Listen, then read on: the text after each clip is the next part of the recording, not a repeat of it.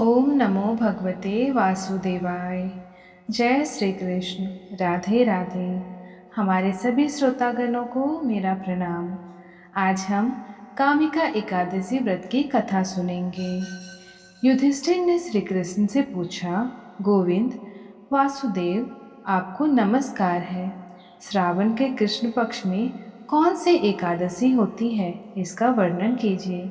भगवान श्री कृष्ण बोले, राजन सुनो, मैं तुम्हें एक पापनाशक उपाख्यान सुनाता हूँ, जिसे पूर्व काल में ब्रह्मा जी ने नारद जी के पूछने पर कहा था।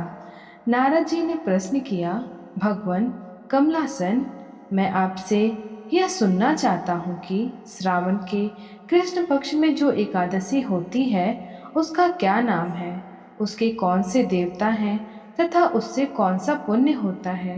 प्रभु, यह सब आप बताइए। ब्रह्मा जी ने कहा, नारद सुनो, मैं संपूर्ण लोगों के हित की इच्छा से तुम्हारे प्रश्न का उत्तर दे रहा हूँ। श्रावण मास में जो कृष्ण पक्ष की एकादशी होती है उसका नाम कामिका है। उसके स्मरण मात्र से वाजपेय यज्ञ का फल मिलता है। उस दिन श्रीधर, हरि, विष्णु, माधव और मधुसूदन आदि नामों से भगवान की पूजन करना चाहिए। भगवान श्री कृष्ण के पूजन से जो फल मिलता है वह गंगा, काशी, नैमिषारण्य तथा पुष्कर क्षेत्रों में भी सुलभ नहीं है। सिंह राशि के बृहस्पति होने पर तथा व्यतिपात और दंड योग में गोदावरी स्नान से जिस फल की प्राप्ति होती है वही फल भगवान श्री कृष्ण के पूजन से भी मिलता है। जो समुद्र और वन सहित समूची पृथ्वी का दान करता है तथा जो कामिका एकादशी का व्रत करता है, वे दोनों समान फल के भागी माने गए हैं। जो व्याय हुई गाय को अनान्य सामग्रियों सहित दान करता है, उस मनुष्य को जिस फल की प्राप्ति होती है वही कामिका का व्रत करने वालों को मिलता है। जो नरश्रेष्ठ श्रावण मास में भगवान श्रीधर का पूजन करता है, उसके द्वारा गंधर्वों और नागों सहित संपूर्ण देवताओं की पूजा हो जाती है। अतः पाप भीरु मनुष्य को यथाशक्ति पूरा प्रयत्न करके कामिका के दिन श्री हरि का पूजन करना चाहिए। जो पाप रूपी पंग से भरे हुए संसार समुद्र में डूबे रहे हैं, उनका उद्धार करने के लिए कामिका का व्रत सबसे उत्तम है। आध्यात्म विद्या परायण पुरुषों को जिस फल की प्राप्ति होती है उससे बहुत अधिक फल कामिका व्रत का सेवन करने वालों को मिलता है। कामिका का व्रत करने वाला मनुष्य रात्रि में जागरण करके न तो कभी भयंकर यमराज का दर्शन करता है और न कभी दुर्गति में ही पड़ता है। लालमणि, मोती, वैदुर्भ और मूंगे आदि से पूजित होकर भी भगवान विष्णु वैसे संतुष्ट नहीं होते जैसे तुलसी दल से पूजित होने पर होते हैं। जिसने तुलसी की मुंजरियों से श्री केशव का पूजन कर लिया है, उसके जन्म भर का पाप निश्चय ही नष्ट हो जाता है।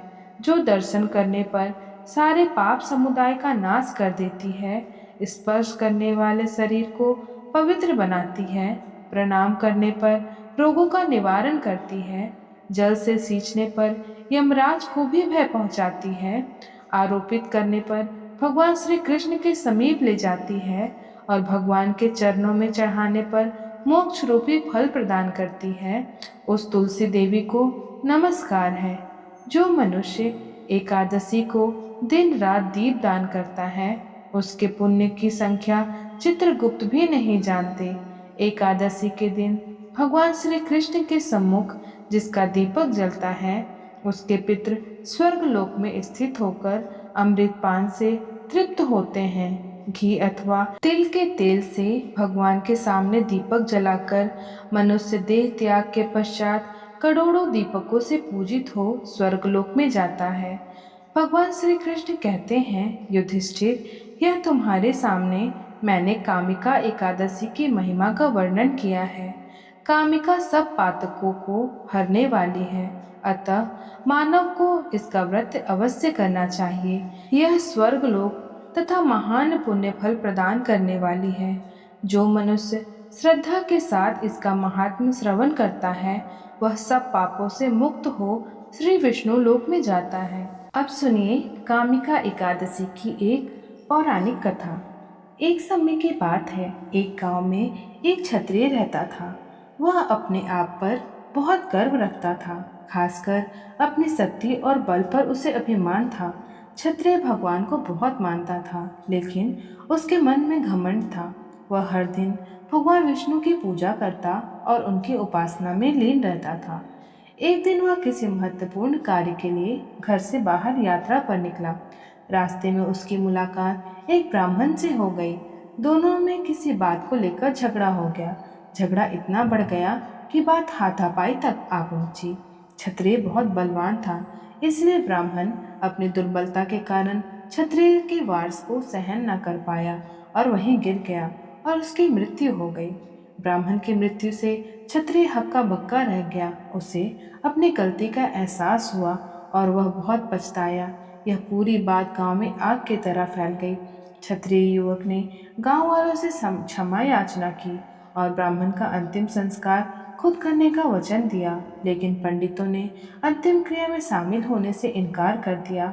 तब उसने ज्ञानी पंडितों से अपने पाप को जानना चाहा, तो पंडितों ने बताया उससे ब्रह्म हत्या दोष लग चुका है, इसलिए हम अंतिम क्रिया के ब्राह्मण भोज में आपके घर भोजन नहीं कर सकते। यह सुनकर क्षत्रिय ने ब्रह्म हत्या दोष के प्रायश्चित का उपाय पूछा। तब पंडितों ने कहा कि जब तक वह सावन मास के कृष्ण पक्ष की एकादशी तिथि को विधि पूर्वक भगवान विष्णु की पूजा नहीं करता और ब्राह्मणों को भोजन नहीं कराता और दान दक्षिणा नहीं देता, तब तक वह ब्रह्म हत्या दोष से मुक्त नहीं हो सकता। क्षत्रिय ने ब्राह्मण के अंतिम संस्कार के बाद पंडितों की सलाह मानते हुए कामिका एकादशी के दिन पूरी श्रद्धा और विधि के अनुसार भगवान विष्णु की पूजा की। फिर उसने ब्राह्मणों को भोजन कराया और दान दक्षिणा भी दी। इस तरह भगवान विष्णु की कृपा से वह क्षत्रिय ब्रह्म हत्या दोष से मुक्त हुआ।